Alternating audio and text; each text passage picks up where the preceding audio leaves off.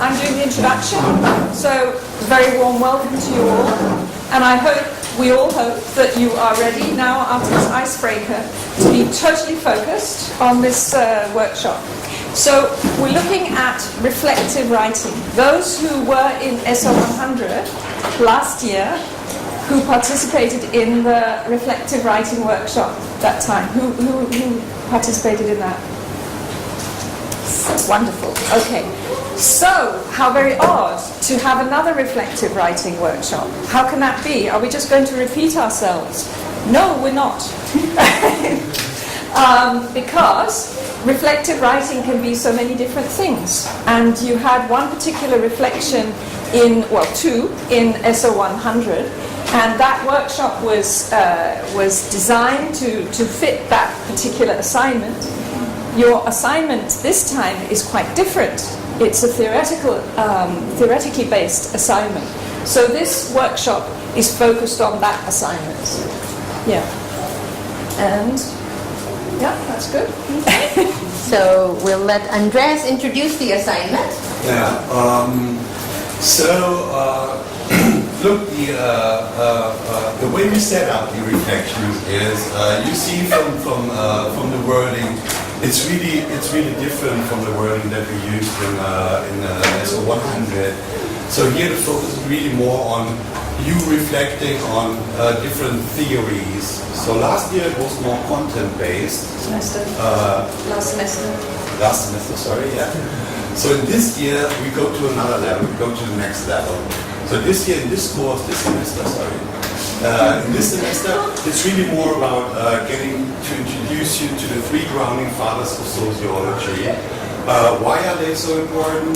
Because they really paved the way for any other theory that came afterwards. So most theorists nowadays actually somehow their intellectual work somehow linked to the ideas of Max Weber, Karl Marx, and Emile Durkheim. Of course, there are also new theories coming in, but a big deal of the current theories are somehow connected to these grounding fathers. So these are basically really the foundations of social theory, and since it's a theory and a methodology course, the reflection will be more on testing your understanding of theory. Okay.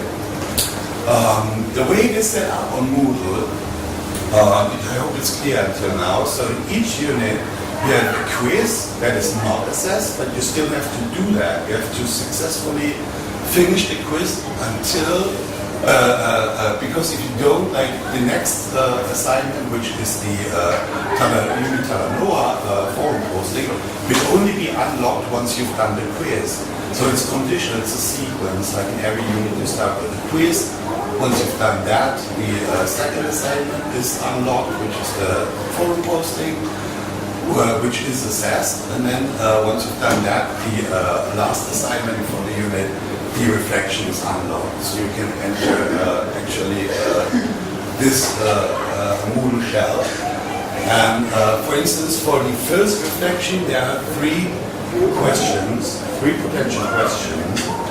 And you won't be able to choose, but it's randomly assigned to you. So it's really a random choice.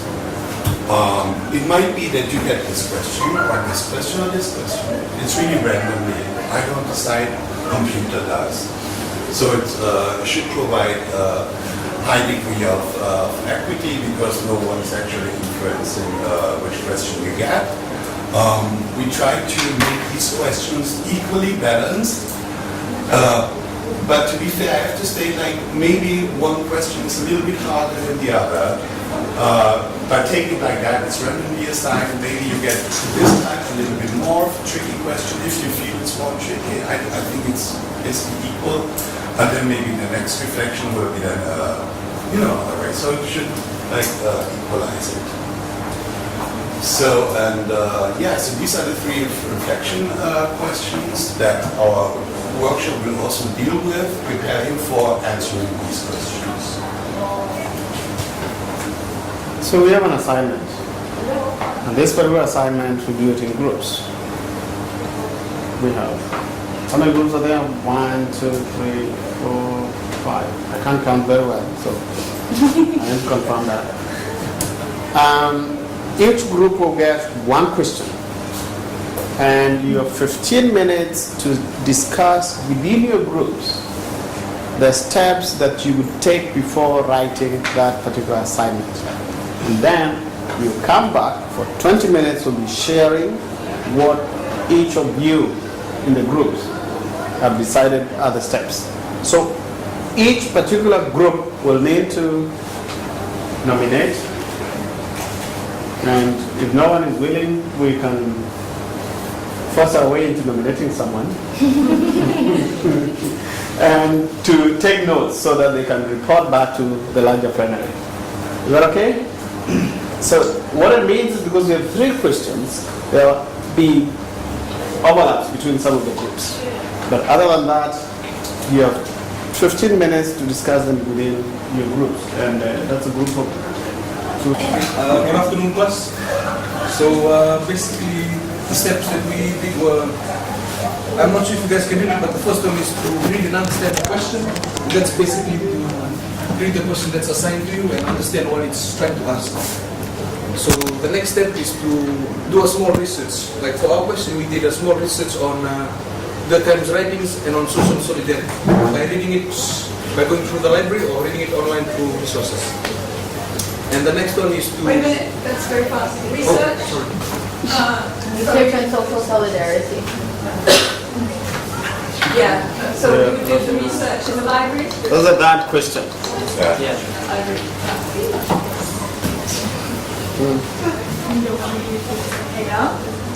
The next step is to always remember to stick to the question so you don't get sidetracked. The next step is to, before writing the assignment, you have to brainstorm on, for our case, it's social solidarity and its relevance to society. So we should brainstorm on the key terms of social solidarity and its relevance to society. Some of the things we can brainstorm through that is definitions, like social solidarity, what is it? Or by critically reviewing the society we live in, because it also asks us to find out how it's relevant to our society. And we can do that through case studies, by questionnaires, by giving questionnaires or interviews, or reading case studies that's already been done. The next step is the who, what, when, where, and why, or how. Who, we are actually, it's based on the times, so we're doing the times. Please, everybody be quiet while someone's talking. So we're doing the times theory of his notion on social solidarity. What, as I said earlier, it's social solidarity and its relevance to our society. Where, it's basically our society because it says in our own society. How, through questionnaires, interviews, or the researches that we have done, that we did in the first earlier steps. And when, we just wrote down when, because since it's a reflection, we just wrote down when it's due, because we're doing so that's all we have. Ask one question. So you said stick to the question. How do you stick to the question, and when do you stick to the question? Basically, it's when you're writing the essay and you get stuck, or if you, when you're writing it and you get stuck and you don't know where to go, basically, so you just go back and read the question to understand more. Or could you have gone somewhere where you know exactly where you're going, but you're going in the wrong direction? Would that be a possibility? And so then you come back to the question. So constantly sticking to the question is constantly coming back to the question. Excellent. Okay, so when you talk about questionnaires and the like, what exactly do you have in mind? Or if I'm doing in my society, I'm gonna do a small questionnaire and distribute it to people in my society, and I can analyze it. It's a little bit ambitious for this kind of reflection, I think. I think you don't have to go that deep into the matter, but you can like reflect on it, like in a sense that you make up your mind about it, that you remember, for instance, talking to people. Like, it's basically what you come up with. It's less about you go out to the field and collect data about it, because it's just a reflection. For a research project, of course, you will. And some of these things, don't forget, when you're trying to apply or to look at its relevance to your own society, some of these things can be lived experiences. How does social solidarity apply where you come from? And I'm sure you have either been a beneficiary of the same, or you have extended your solidarity to others within your own society, and you can use those particular examples to illustrate your point. So when you're reflecting for assignments like this, like Andreas was saying and Jacob was saying, it's important that you don't feel like you have to go and do this major research project, okay, where you're collecting new data and so on. You are often you're thinking through these ideas based on maybe your own observations and experiences as the most kind of data that you collect, okay? That's nice. Yeah. We can go through observation. Through your own observations of your own life, your own, your own memories, your own experiences, but linking it to what you are being asked to do here. So in your case, social solidarity in the context of your own self and society, right? So you don't have to go and collect that. That might be relevant for a bigger research project, but not for a reflection, not for a reflective writing. Does that remind you, those of you who did SO 100, of the reflection in SO 100? That was very much taking a point of departure into your life, your experiences. So that there's the similarity, there's the link in terms of reflection. So very good afternoon all. So basically things you got to do before you go into answering an essay question, it's quite simple. You first brainstorm. Now, brainstorm seems like an easy word, but the question at the end of the day is how you brainstorm. Now, there's practical thinking, thinking outside the box, ways that you could go in depth of answering the question. First of all, you could use the 3 C's, the 5 W's and H, like the group previously talked about. Now, the 3 C's are context, connection, and complexity. So context is basically when you view the question, it is about understanding the question, what the question is about. Now once you've understood the question, then obviously you've got yourself a context, what you want to talk about, what you want to write about. Alright? So then moving forward is, who are you going to be reflecting that question, that topic on? Right? So who, what, and all these, they can always fit into your context. So basically you've got yourself an introduction. It's that simple, right? Then moving into connection, how you connect these questions, these, the context and introduction, how you connect it relevant to your society, to the examples that you're giving, and whatever it is that you are asked to talk about, right? So connection is simply why, right? You can always put in why there, how it happens, why is it relevant to my society, why does it connect to my society? And like the fellow lecturers, doctors here, they said, self-observation, right? Definitely you can use that. It's about observing yourself, your experience, your family's experience, in fact, your friend's experience. Everybody and anybody around you, you can use them as a topic, your own self-topic, I would like to say. Right, so moving on is complexity. Right, so let's just say in a nutshell, right, what the whole topic is about, what you discussed. Is it or is it not relevant to your society?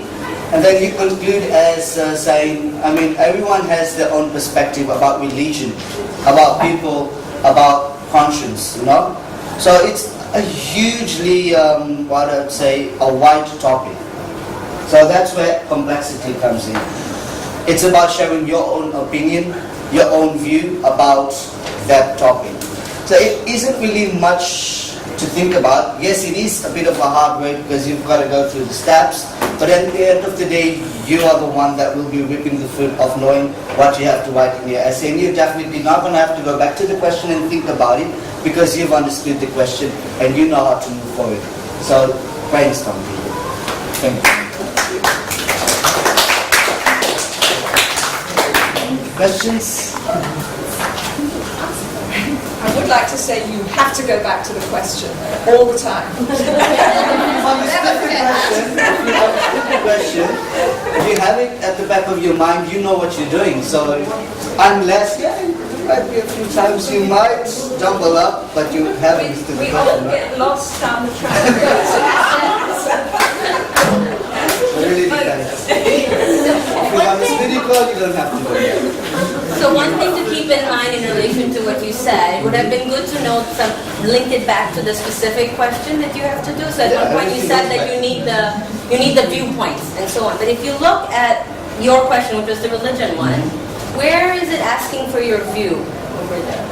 Yeah, it doesn't really ask for your view. It says that use examples from your own community to underscore your points, right? Now, that's a whole separate question on its own, using examples like self-observation, what people do in a day-in, day-out activity. Now, your viewpoint, because you don't want to be either like, how I would say, biased.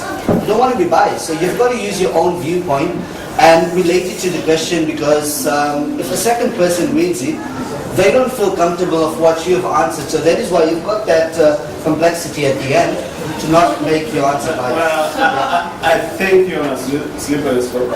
When you talk about viewpoints and you're talking about not being biased, viewpoints can be very, very, very biased.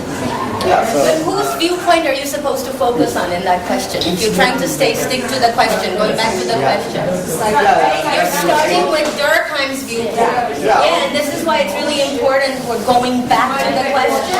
Yeah, I Because in this one, that's your starting point. So this is how we don't get lost. I understand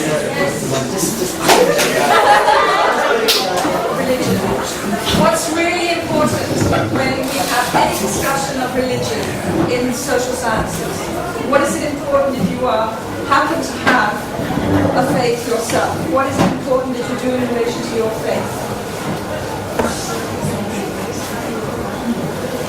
Put it aside, because you are not answering the question from the perspective of being a Methodist, a Catholic, a Baha'i, or a Hindu or a Muslim. You are answering it in social sciences. You need to park your faith, your beliefs over there. You're not negating them, you're just parking them to the side. You have to view this in social analytical perspectives. Okay? Always remember. Read and understand the question, which is simply breaking down the question into parts. Then it's up to you whether how many parts you want to break it down into. Second step would be identify the keywords, which are the focus words of the question. 3 would be to do research. And you have the USB database. Example would be the progress.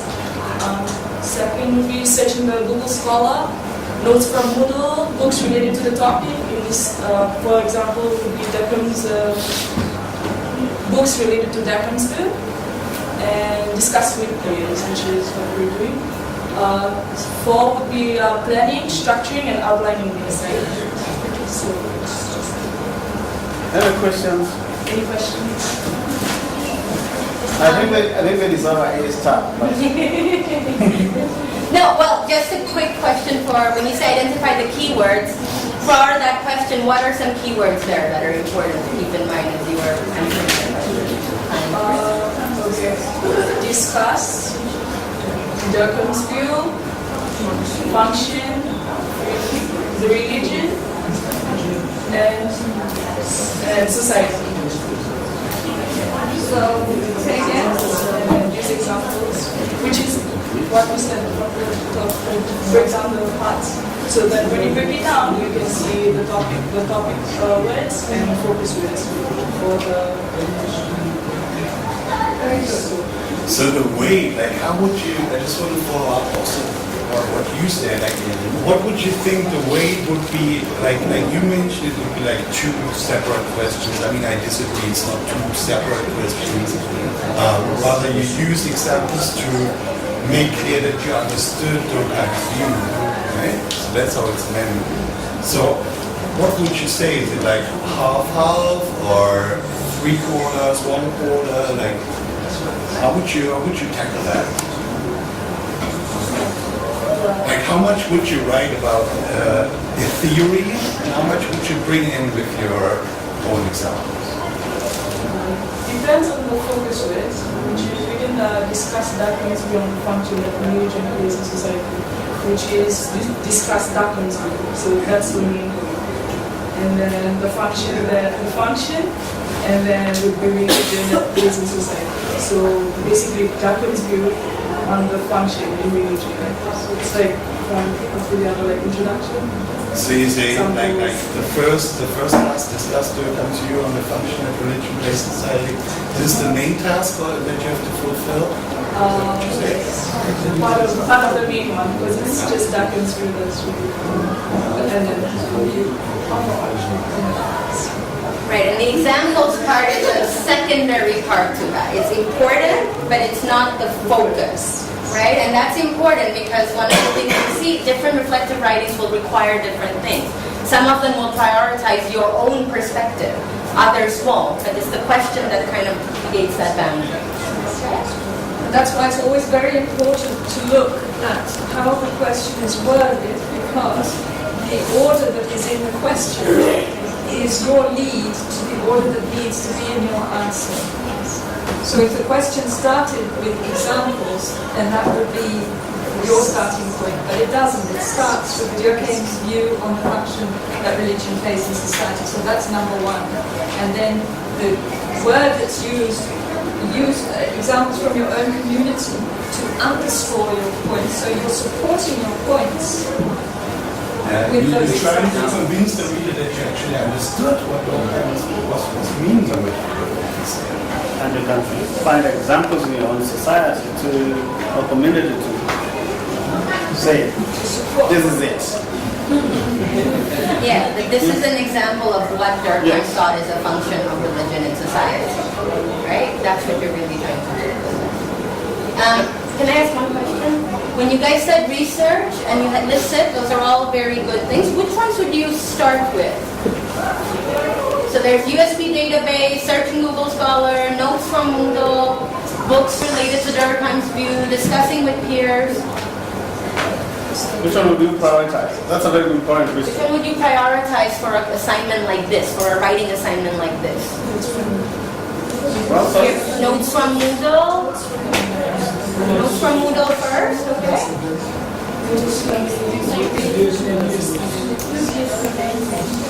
Sorry? USB database after, okay. First, you should discuss it with your peers about those who have been assigned the same question. You can discuss about their views on the topic as well. And then once you have collected each other's views, you have your focus points, and then you can move on to getting some information. So the easiest possible way to get information is the notes that you have on Google, and then you go through them, and then if you need more information, then you go through the databases and Google Scholar, and then you get your references, and then at the end, if you think you need more ideas to support your points, then you can search for books. Yeah, well, as you might have seen, like we have the Moodle shell setup is divided between supplementary readings and compulsory or mandatory readings, right? So the mandatory reading for each unit is what we actually expect them to read. Like the assignments as well as the exam will be based on these readings, which we do that. In this section called supplementary reading, who knows what that means? What is supplementary reading? like read on to it if you want to know more about that. Exactly, yeah. So it's exactly what you just said. So if you do the assignment on structural functions, it might be worth it to actually look into these original writings from Durkheim, because then you can also quote the person who came up with that thought in the first place. That's our primary source. So that's like always a good style in academic writing, to go really down to not what other people say about Durkheim, but what actually did he say himself. Like if you manage to do that in any assignment, it's a sign that you're really engaged and that you're willing to go like a step more into where it might also hurt a little bit. You know, it's not that easy to read it, but yeah, it's a good thing if you can. But that's one of the things to keep in mind is often for these shorter assignments, often a lot of the research you need to do is often available within the course itself. So making use of those, including the notes, including the required readings, including supplementary readings, can be very useful instead of having to already put yourself out in the library database and Google Scholar.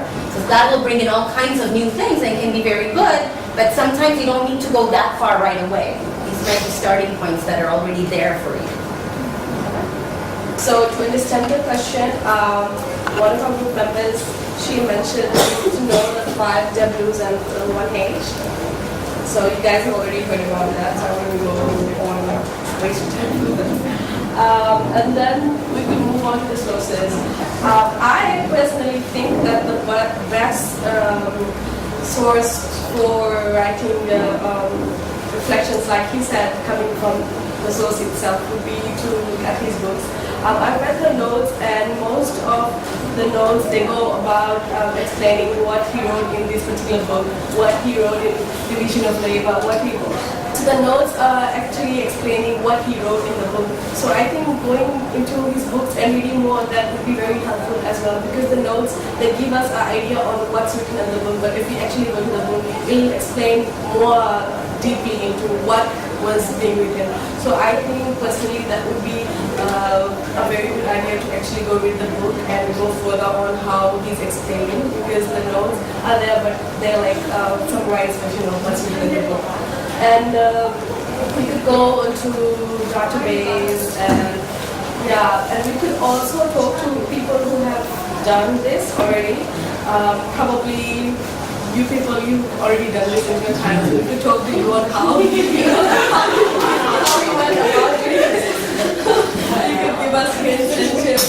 So that, and after you get all the information, you decide how you want to put it, and then you just go. Thank you. As you can see, we only have the two steps over here. First one, read and understand the question thoroughly. Again, you read and try to understand the question thoroughly. So on the first step, read and understand. You can read by listening to the audio recording on the Moodle, and also you can get information or read through group discussion, and also watching related videos on YouTube with regards to question number 1. And also still on step number 1, by looking and going through the marking rubric.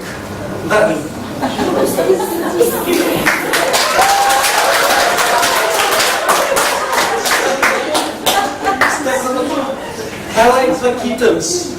So for that question number 1, highlight the key terms. Find the principles of functionalism from different perspectives. Secondly, on step number 2, still on step number 2, you have to define and interpret various principles before we come up with the main principle as the direction for that particular question.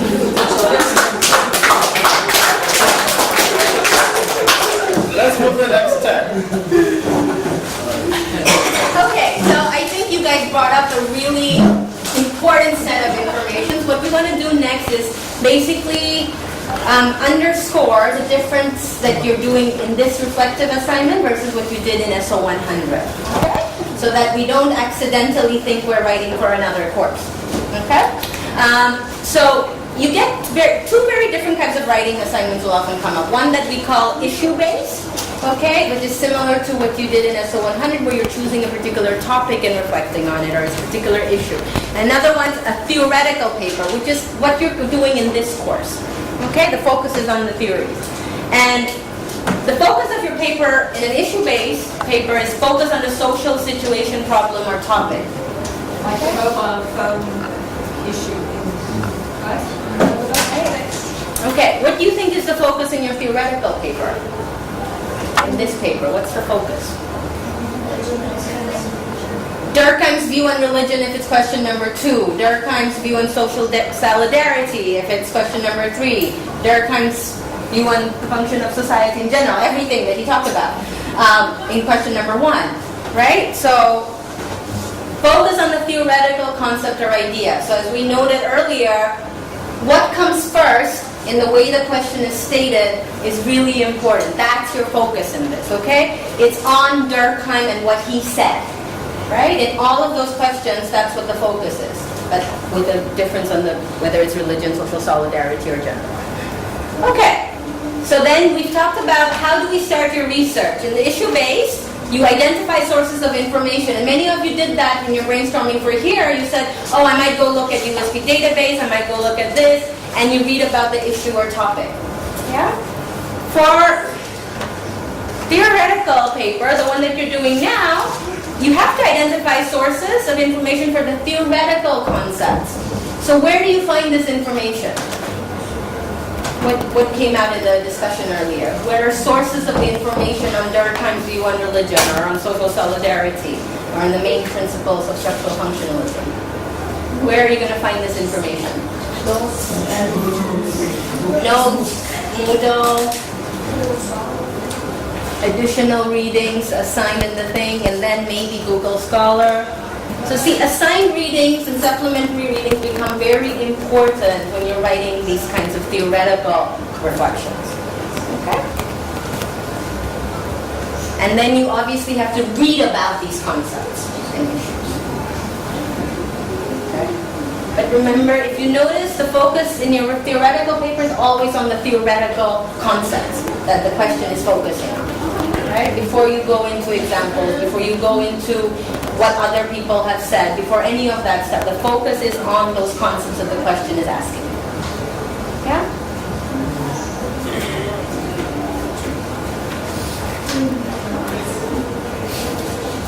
When we're reading, we need to take notes. There are notes for you provided on Moodle, but those are not your notes. Those weren't written with the question in mind. When you're reading, you need to read with a purpose. Yeah? But this is my question. What am I trying to get from this reading now for this question, this time?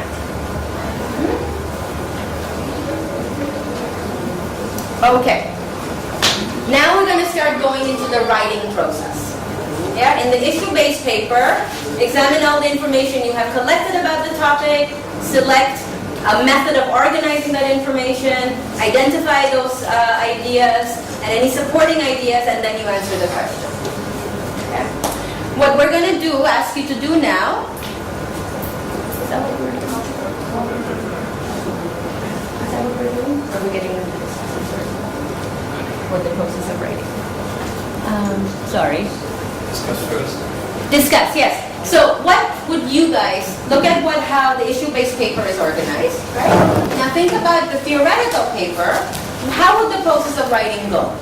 Okay, so we want you to take some time in your groups to discuss that and then share back with us. So this is the steps you take in writing. So just before you discussed the steps you would take in planning and thinking about the question, understanding the question, what would you do before you start writing? Now I'm asking you to look at what would you do when you start writing, your writing process. What are the different steps you would do? Yeah. So now you gathered all your information. What are you going to do next time you write the assignment? That's what you're discussing now. Okay? Okay, so flip your newsprint over, so start discussing, and then put the post-its up. Are you clear? We'll come around in the group to also clarify. You have 20 minutes.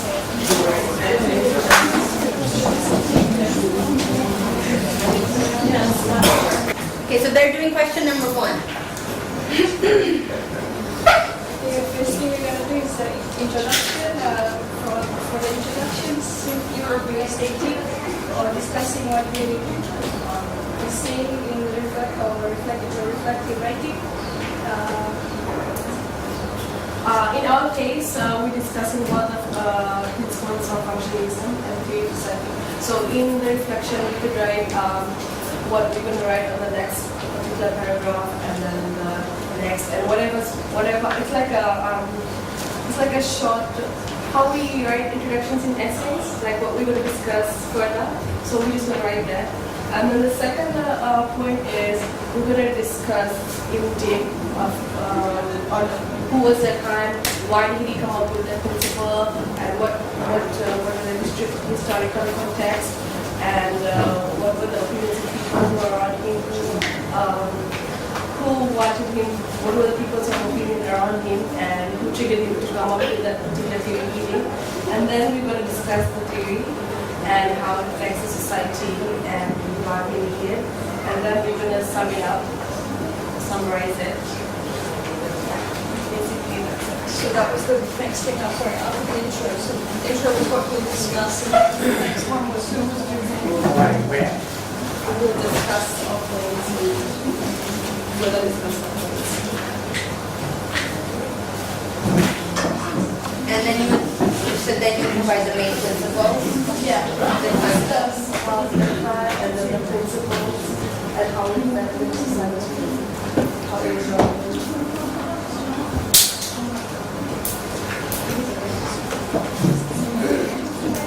Any comments? Questions? Well, I have one if you want to answer. The second step, discuss about Durkheim. When you said like you would write a little bit about who Durkheim was, how much space would you take out for introducing who Durkheim is compared to explaining actually his theory of functionalism? Just like a few sentences, probably just a small paragraph, just to give the reader an idea of who we're talking about. Okay, all right, okay, that sounds good. So that when we go on to explain why he did what he did, it makes sense. You just give a little bit of background information who he was, but not too much, because you always have to remember you have only 500 to 600 words for this reflection. It's not that much. So it's also like your task to actually decide how much space of your highly restricted space you will actually use up for what information. And it's good to give a brief overview about who Durkheim was, but it's not the main part of the reflection, so keep that in mind. Don't spend too much of your space, don't devote too much space for introducing Durkheim, devote more space about explaining what is actually asked. Well, what I told them was, I think 2 sentences are sufficient to give the context of who Durkheim was and what type of society is dealing with, and the circumstances within which functionalism as a theory develops. So then you move into the actual discussion, which is the main body of the discussion. Yeah, I think that makes sense. So that idea of sticking to the question and going back to the question, it helps you also keep focus on where you put your weight in, how much words go where, making use of that because you're constrained in terms of how many words and so on. Okay? But there was also a discussion around conclusion, which we also talked about there. So, what was it about? Yeah, what's going on in your conclusion? It's like a summary of whatever we have discussed. Okay. So a summary of what you've done. Okay. You did group question number 1 too. Can you guys share? First one is introduction, outline the sequence. On 2 sentences, like what I mentioned, in only a few sentences you can outline the sequence of the reflection. What position or the sequence of how we talk about functionalism and work in the reflective writing. And soon after that, we move on to definition of functionalism. So we straight after from that, we move on to defining functionalism. What is functionalism here? Then we move on to the overview of the principle of functionalism. So now we move on to principle before we jump right to the main principles of Durkheim. Then you can see the arrow pointing back to this means we keep on during the content of the reflective writing, we keep referring to the question, making sure that we align and we are guided by whatever the question is asking.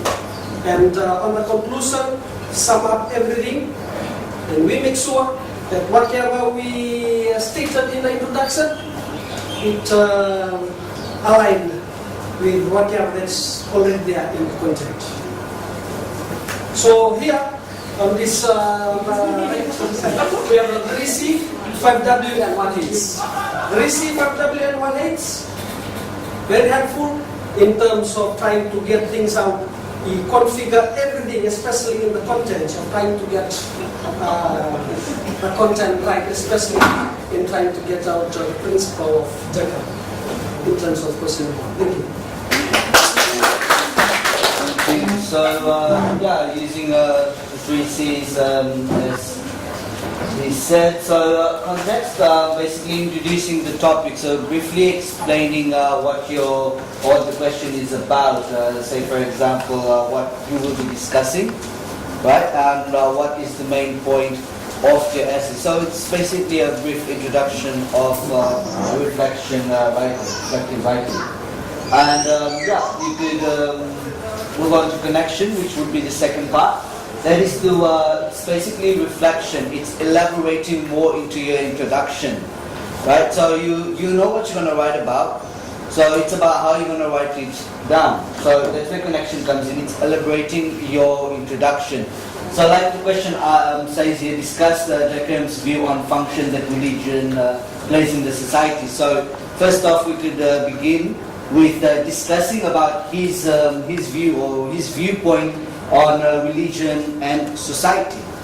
Right? Now that's a brief topic. It's actually quite a lengthy topic as well. So you take out the main points. So you take out the main points of the topic. Moving forward is using examples from your own community to underscore your points. Right? So that basically sums up connection. It's about reflecting and also your own society examples.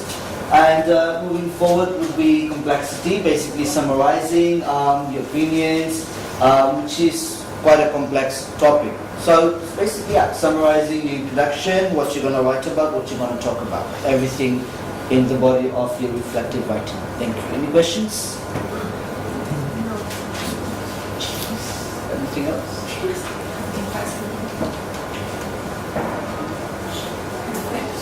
Reflect. And then at the end, you have your summary. Yeah. Okay. Okay. Questions? I think of putting it around, we want the introduction to be around 3 to 4 words because we have a word, sorry, 3 to 4 sentences because we have a word we need to follow. And then we will introduce Durkheim and we'll put in a sentence like that he's the father of astrology and what he has done, and then we'll move on to the thesis statement that religion plays a function in society, and in the body we have paragraph 1 where we'll define functionalism and we'll discuss Durkheim's view on the functions, and we'll support our ideas with the research that we've done. And in paragraph 2, if this is the point, we will start with how Durkheim's view is relevant to our own society, so discuss about its relevance, and then we move on to the examples. We put in examples from our own society, and in the conclusion we will reinstate the thesis statement. We will, for example, we use a sentence like religion generally plays a positive part in society, and then we have a summary of whatever we've written.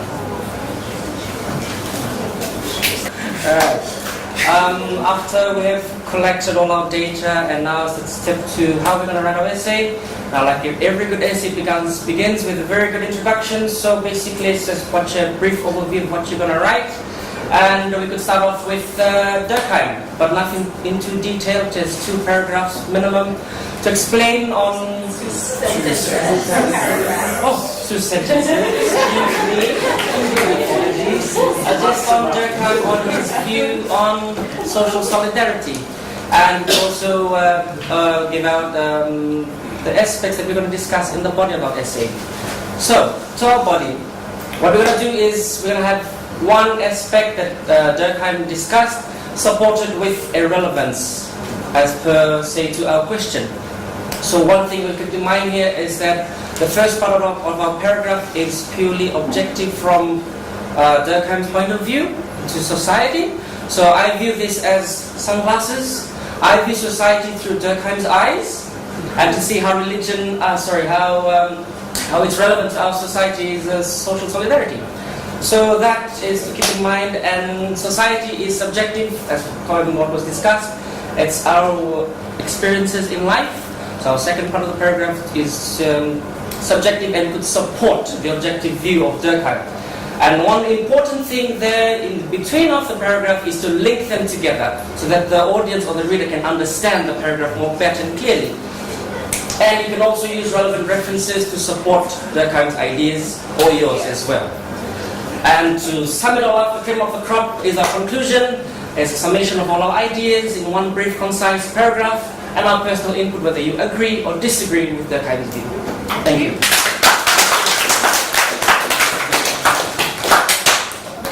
Questions?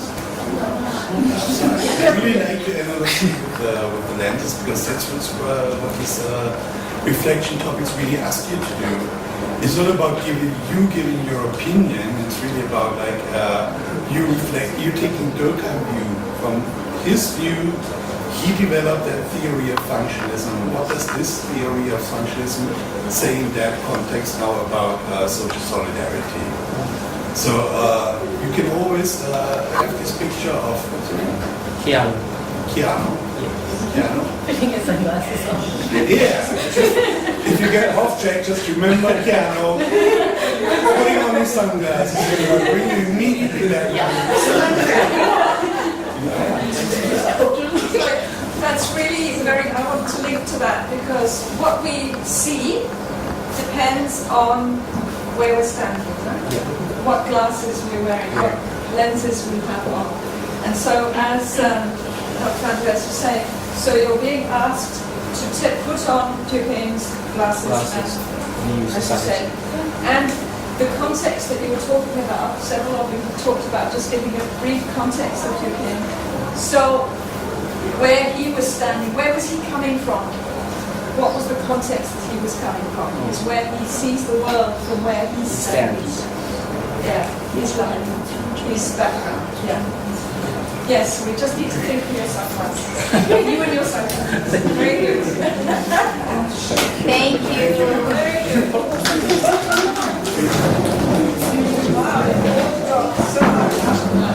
Okay, so I think as a whole, you guys have really brought out some of the key things to do when you're doing a reflective paper that's focused on the theoretical concept. What's important here, okay, is identify the concepts and ideas. Make sure you define all these concepts and ideas, where you're defining the principles or the specific views in relation to religion or social solidarity. Define, define, define. Don't forget to define these very clearly. Okay? That's really important in a theoretical paper. The focus are on these concepts. You need to show, like Andres has been saying, your understanding of what Durkheim was saying, or of what functionalism says for the first question. Okay? So make sure you're doing that. Now, defining doesn't mean you have to always directly quote exactly what Durkheim said word for word. You can paraphrase, and often you'd be expected to paraphrase. Okay? So you need to make sure you're not just putting like everything in quotes when you're defining. Okay? Keep that in mind. Use those concepts and ideas to answer that. I think you've all shown a very clear understanding of the structure and the focus on the concepts itself. Okay, and like with the idea of you're taking on Durkheim's perspective on answering this question. And then for those that view that you have to relate to relevance of the society, or as example, make sure that's where that subjective part comes in. Okay, that's where your own examples or your own perspective on what has been discussed comes in. But only there. Only there, exactly. Super important. Super important. The focus is on quote unquote the objective part. What did Durkheim say? How is it defined? Okay? That's the focus in this reflection. Okay? And what you also all pointed out is you need to know where you're going before you start. Before you start writing, you need to know where you're going to go all the way through whatever reflection or whatever it is you're writing. You need to know where you're going to end before you even start writing. And that is something that most students don't do. So it's wonderful that you are all going to be doing that in this reflection. So you've planned out your essay, now you've written a version of it. Don't forget, we need to then revise. Okay? We often go, okay, my essay's done, I'm submit. Or I only have 5 minutes to submit, so I'm going to submit. Revision is really important to make sure that everything that you thought you were going to do comes out clearly. Okay? And that you have actually done everything that you knew you were supposed to do. Okay? So the process of revision is really important. And these slides and the video will be all shared with you, but these are things to keep in mind when you're doing a theoretical paper and when you're revising. Have you defined? Is the definition you're given from a source that makes sense? Okay, does the paraphrasing of what you did for that, does it actually say the same thing as what Durkheim was saying, or does it say something completely different? Okay? So, and who can help you with revision? How can you make sure that the communication is clear in your revision as you're revising? Everything that happened. Tutors, peers, okay? Sometimes we think it's clear for us, but it's not clear for someone else. So for revision, it's always good to get someone else's opinion on that. So that means what in terms of how you plan out the writing of this essay? What do you need? Can you do this the night before? No. You need time if you're going to do it well. You need to plan these steps out. Okay, so make time for it. Okay? Okay. I'll let Jacqueline put it all together and remind you of something. Yeah. So we have looked at reflection in relation to a specific assignment question, how you are asked to reflect on that, which ways you need to, which things you need to do in order to answer that question in a good way. So what we want to also ask you to do, you have an assignment before the reflection, right? And that is the evaluation. And so there will be questions up on Moodle. Already up. They're already up on Moodle, so there are 2 questions that you're asked to answer. And on what 3 things that you got out of, the 3 things that you learned in this workshop that are going to help you with your writing, in your writing process. And 3 things that you think would improve the way we can do these workshops in the future. So one is reflecting on what you got out of the workshop in relation to your writing, your coming writing process, and the other one is helping us improve our workshops for the future. So a critical look at how this workshop functioned in different ways. What can we do to make the next ones better? Remember that we have another writing workshop with you guys near week 11. Okay, so we will take that feedback into account. We took the feedback from last semester into account for how many workshops there are, how long the workshops are, and so on. So the feedback is really also really helpful and important for us, but also what you get then as a result. Okay. And follow the directions in that assignment for how long it's not just like one sentence. It's probably one of the... I think it's like you should write like basically like 100 or 150 words. 100 to 150 words for each question. So it's 2 questions, and it's like if you go on Moodle, I'm not sure if you've all seen that. It's like there's Moodle with a workshop sign-up area, and below the sign-up area on the main Moodle page, there is a Dropbox. So within that Dropbox, if you hit that Dropbox with the mouse, then the question will pop up and the instructions are there what we expect you to submit. So just do that, follow the instructions and submit it. You will get like 5% of the total course marks. If you do what the question asks you to do.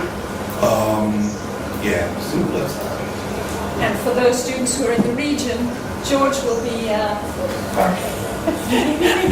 for those students who are in the region, there will be, the recording of this will be uploaded onto Moodle, so they can look at the recording and then they do their evaluation in the same way. So they didn't have the joy of and fun of being part of this, but they are able to watch it and hear all of your different reflections and discussions.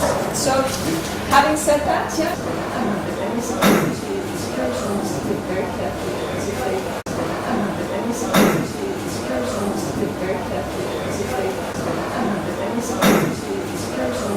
Very carefully.